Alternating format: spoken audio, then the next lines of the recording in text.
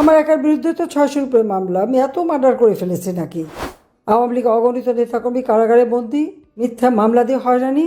আমার একার বিরুদ্ধে তো 600-র উপরে মামলা। আমি এত মার্ডার করে ফেলেছি নাকি? আবার জাতিসংঘ বলে দিয়েছে 1400 হত্যা করেছি, কিন্তু আজ পর্যন্ত নাম ঠিকানা দিতে পারেনি। তারপর আরও দেখা গেল 456 জন জীবিত হয়ে ফিরে আসছে। লোকে বলে যে ওরা গোরজা সহ্য করতে পারে নাই তো তাই ফিরে এসেছে। আবার বাইরে 52 জন মানে অসুখ বিসুখে মারা গেছে, তাদেরকেও মার্ডার কেস বানিয়েছে। ইন্ডাস্ট্রিতে আগুন দিয়েছে গাজী টায়ার, সেখানে যে মানুষ মারা গেছে প্রায় 150-র মতো, তাদের নামও শহীদের তালিকায়। যশোরে হোটেলে আগুন দিল, সেখানে প্রায় 50 জনের মতো মারা গেছে, সেখান থেকে 25 জনের নাম ঢুকিয়ে দিয়ে বলছে তারা নাকি শহীদ। কোভিড হাসপাতাল, বঙ্গবন্ধু মেডিকেল বিশ্ববিদ্যালয়, কোনো জায়গায় তো বাদ যায়নি। অর্থাৎ এই দেশের প্রত্যেক শ্রেণীর মানুষের উপরই চরম নির্যাতন চলছে।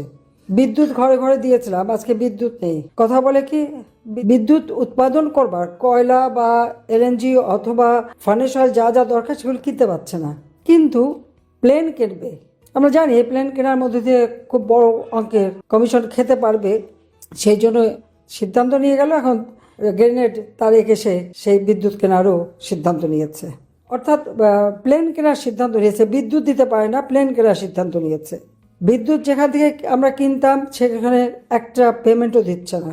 ধীরে ধীরে সব দরজা বন্ধ হয়ে যাচ্ছে বাংলাদেশের জন্য। দীর্ঘমেয়াদী যে সমস্ত চুক্তি আমি করেছিলাম এলএনজির জন্য, সেগুলো কার্যকর নাই। মানে দেশের মানুষের কল্যাণের দিকে তাকাবার সময় কারো নাই। না ছিল ওই বাটপাড়ি নিউজের, না আসলে গ্রেনেড তারিখের, কারো নাই। কিন্তু এরই ফাঁক দিয়ে আবার তারা অর্থ বানাচ্ছে, লুটপাটও খেয়ে যাচ্ছে। সবচেয়ে বড় কথা হচ্ছে হামের টিকা কেন কিনলো না? আমি ক্ষমতায় যখন আসি কোনোদিনই শিশুদের টিকার অভাব হয়নি, কোনোদিন হয়নি। বরং শিশুদের সুরক্ষা, স্বাস্থ্য সুরক্ষা দেওয়ার জন্য আমি আরও নতুন নতুন টিকার ব্যবস্থা করেছিলাম, যাতে মাতৃত্বকালীনভাবে মায়েরা সুস্বাস্থ্যের অধিকারী হয়, জন্মান্ধতা যাতে না হয়, ছেলে মেয়েদের, বিশেষ করে মেয়েদের যে ক্যান্সার, জরায়ু ক্যান্সার হতো, সেই 10 বছর থেকে 18 বছর বয়স পর্যন্ত প্রত্যেকে শুরু থেকেই আমরা ভ্যাকসিন দিতাম, যাতে তাদের জীবনটা সুস্থ থাকে।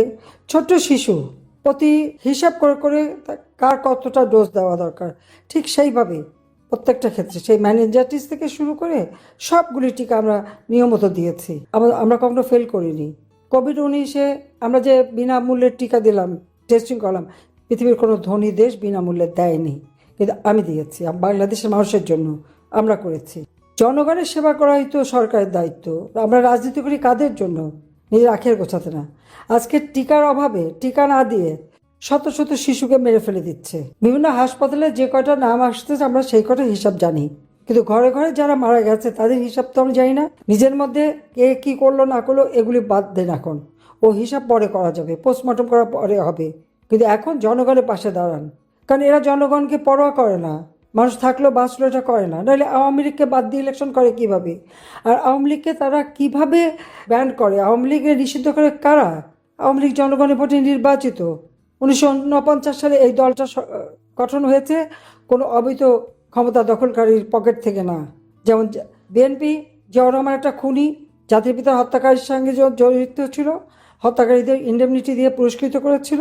এরশাদ তারই পদাঙ্ক অনুসরণ করেছে, ওই খুনি ফারুককে ক্যান্ডিডেট করেছে। আর জিয়াউর রহমান তো যুদ্ধাপরাধী এবং খুনিদেরকে দূতাবাসের চাকরি, যুদ্ধাপরাধীদের প্রধানমন্ত্রী থেকে শুরু করে উপদেষ্টা কত কিছু তৈরি করে দিয়েছে।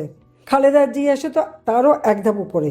সে কলের রশিদ ফারুক, তাদেরকে এবং রশিদ আর হুদাকে তো জনগণের ভোট চুরি করে পার্লামেন্টে বসে লিডার অব দ্য অপোজিশনের সিটে বসালো, তবে ক্ষমতায় থাকতে পারেনি।